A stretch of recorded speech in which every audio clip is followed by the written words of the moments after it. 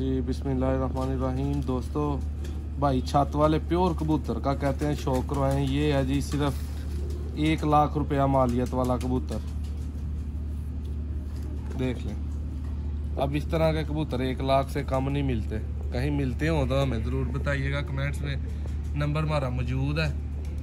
इस तरह के कबूतर लाख रुपए से सस्ता मिलता हो सेम इसी तरह का, या इससे अच्छा भी शायद कोई है तो आप वीडियो ज़रूर दिखाएं। आई क्लोज अप भाई साहब और करें ज़रा।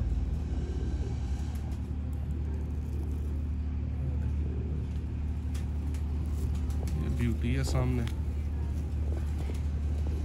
ये देखें सियालकोटी कबूतर की मेन ब्यूटी, ये देखें सामने।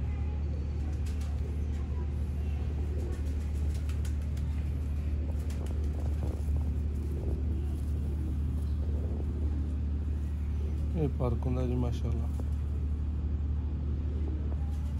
ये लास्ट 3 पर करंट है इसमें माशाल्लाह। ये देखें तो बहुत डरते डरते कबूतर दिखाना पड़ रहा है।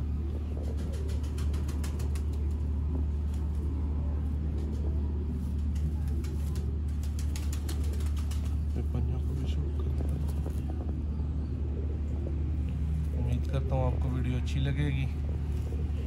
सिर्फ वीडियो का टाइटल है जी लाख रुपए वाला कबूतर माशाल्लाह।